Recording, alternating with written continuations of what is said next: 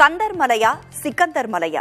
கடந்த சில வாரங்களாக திருப்பரங்குன்றம் மலை தமிழகத்தில் பேசுபொருளாகியுள்ளது. இத்தனை நாள் இந்த பிரச்சனை எங்கு ஒளிந்திருந்தது? இப்போது ஏன் கிளப்பப்படுகிறது? வரலாற்று ஆய்வாளர்கள் கூற்று என்ன? ஆவணங்கள் சொல்வதென்ன? வாருங்கள் பார்க்கலாம்.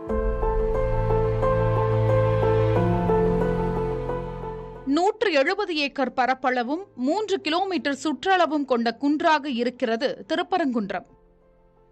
1050 அடி உயரம் கொண்ட இந்த திருப்பரங்குன்றம் இக்னஸ் ராக் எனப்படும் அனற் பாறைகளால் ஆனது.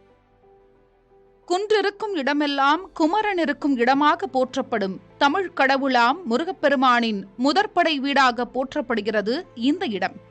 மலையின் வடக்கு சரிவு அடிவாரத்தில் சுப்பிரமணிய சுவாமி சத்தியகிரீஸ்வரர் கோவில் உள்ளது. திருப்பரங்குன்றத்தை சத்தியகிரி என்றும் பரங்குன்றநாதராக வீற்றிருக்கும் சிவனை சத்தியகிரீஸ்வரர் என்றும் புராணங்களின்படி பெயரிட்டு இங்கே வழிபாடுகள் நடக்கின்றன. சுப்பிரமணிய சுவாமி கோவிலிலிருந்து 500 அடி தூரத்தில் மேற்கு புறமாக மலையின் அடிவாரத்தில் பழனி ஆண்டவர் கோவில் உள்ளது. பழனி ஆண்டவர் கோவில் பின்புறமுள்ள பாறையில் மகாவீரர் சிற்பங்களும் சுனையும் உள்ளது. திருப்பரங்குன்றம் மலையின் மேற்கு பகுதியில் மலையின் மேலே தமிழ் கல்வெட்டுகளும் சமணர் கற்படுகைகளும் காணப்படுகின்றன. மலையின் தெற்கு பகுதியில் 300 அடி உயரத்தில் காசி விஸ்வநாதர் கோயிலும் கோயிலுக்கு முன்பு உள்ள பாறையில் பார்சுவநாதர் சிற்பங்களும் சுனையும் அமைந்துள்ளது. மலையின் தெற்கு பகுதி அடிவாரத்தில் உமையாண்டாள் குடைவரை கோயில் அமைந்துள்ளது. சுப்பிரமணிய கோவிலிலிருந்து கிழக்கே ஆறுமுக நயினார் கோவில் அமைந்துள்ளது. இந்த கோவிலின் எதிரே சரவண பொய்கை என்னும் தடாகம் உள்ளது. மலையின் தெற்கு பகுதியில் மரத்தடியில் கன்னிமார் கோயில் ஒன்றும் உள்ளது. சிக்கந்தர் மலைன்னு இன்னைக்கு சொல்லல, அது கிட்டத்தட்ட அது ஒரு பல நூற்றாண்டுகளா சிக்கந்தர் மலைன்னு இருக்குது.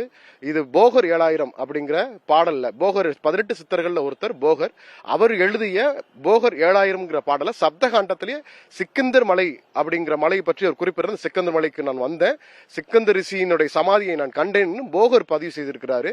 அப்போ அந்த போகரனுடைய பாடல்கள் இருக்குது. அது போக அரசனுடைய கெசட்ல இது சிக்கந்தர் மலைன்னு குறிப்பு இருக்குது. இனாம் ரெஜிஸ்டர்ல சிக்கந்தர் மலைன்னு குறிப்பு இருக்குது. இன்னும் சொல்ல போனா 1982 நாட்டுப்புற பாடல்களை தொகுத்த திரு வேர்கோட்டம்ங்கிற நூல்ல நாட்டுப்புற பாடல்ல மலையா மலையழகு, மலையை மலை சுற்றி தோப்பழகு, சிக்கந்தர் மலையழகு, திருப்பரங்குன்றத்து தெருவழகுன்னு நாட்டுப்புற பாடல் இருக்கு. நாட்டுப்புற பாடல்கள்ல சிக்கந்தர் மலைன்னு இருக்குதாக. இது ஏதோ இன்னைக்கு நேத்து சொல்லக்கூடிய விஷயமா இல்ல, கிட்டத்தட்ட அது ஒரு பல நூற்றாண்டுகளா இந்த மலை சிக்கந்தர் மலைன்னு இருக்குது. ஆக முருகனை வழிபடுவோருக்கு இது முருகன் மலை, கந்தன் என்று நினைப்பவருக்கு இது கந்தன் மலை, சத்தியகிரி ஈஸ்வரரை நினைப்பவருக்கு இது சத்தியகிரி மலையாகவும், அதே போல சிக்கந்தரை வேண்டுவோருக்கு அது சிக்கந்தர் மலையாகவும் இருக்கிறது. அதே அங்க கருப்பு கோயில் இருக்குது, கருப்பு மலை அடிவாரத்துல. அப்போ அது கருப்பு கோயிலாவும் கருப்பு கோயில் மலையாவும் அதை பார்க்கறதுக்கான எல்லா வாய்ப்புகளும் இந்த மலை உங்களுக்கு வழங்குது. திருப்பரங்குன்றம் மலையின் உச்சியில் சிக்கந்தர் தர்கா இருக்கிறது. இதிலிருந்து 50 அடி கீழே நெல்லித்தோப்பு உள்ளது. சுல்தான் சிக்கந்தர் பாதுஷா அடக்கம் செய்யப்பட்டிருக்கும் மலை என்பதால் சிக்கந்தர் மலை என்று இஸ்லாமியர்கள் அழைக்கின்றனர். பல்வேறு நாட்டார் தெய்வங்களின் கோயில்களும் மலை அடிவாரத்தில் உள்ளது. யார் இந்த சிக்கந்தர் என்று விளக்குகிறார் தமிழ் ஆசிரியர். நாயக்க மன்னர்களுக்கும் சண்டை ஏற்படும் போது அவர் தப்பி போய் திருப்பரங்குன்றம் மலைக்கு ஏறி போகும்போது அங்க கொலை செய்யப்படுகிறார். அப்ப கொலை செய்யப்படும் போது கொலை செய்யப்பட்டு அடக்கம் செய்யப்படுகிறார். எங்க அடக்கம் செய்யப்படுகிறாரோ அது தர்கா. பள்ளிவாசல வேற, தர்கா வேற. அப்ப இங்க தர்கா ஆரம்பத்திலேயே வந்து விட்டது. எப்போ வந்துச்சு? எப்போ சுல்தான் ஆட்சி முடிஞ்சுதோ அப்பமே இங்க தர்கா ஆரம்பிச்சிருச்சு. அப்போ திருப்பரங்குன்றம் முருகன் கோயில் தரையில, மேல அவருடைய தர்கா, அதுக்கு பக்கத்துல வடக்கு பக்கத்துல சமணர்கள், இது போக கிறிஸ்தவர்களும் இங்க வாழ்ந்திருக்கிறாங்க. ஆக 4 மதத்தவர்களும் ஒரு ஒற்றுமையாக சமய நல்லிணக்க மக்களாக வாழ்ந்தார்கள். இதுல யாருக்கு எந்த வித்தியாசமும் கிடையாது. பரங்குன்றம், தன்பரங்குன்றம் என்று அகநானூறு, பரிபாடல், மதுரை காஞ்சி உள்ளிட்ட தமிழின் தொன்மையான சங்க நூல்கள் திருப்பரங்குன்றத்தை குறிப்பிடுகின்றன.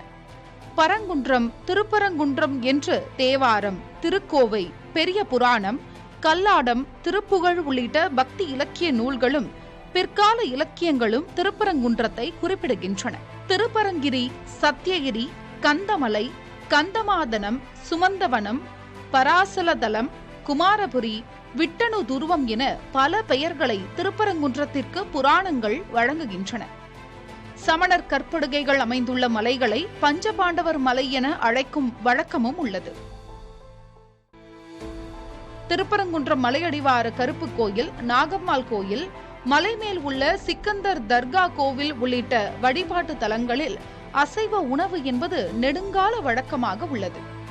இதே நேரத்தில் ஆகம விதிகளை ஏற்றுக்கொண்டுள்ள திருப்பரங்குன்றம் முருகன் கோயிலில் சைவ உணவுகள், படையல்கள் தான் தொடர்கின்றன.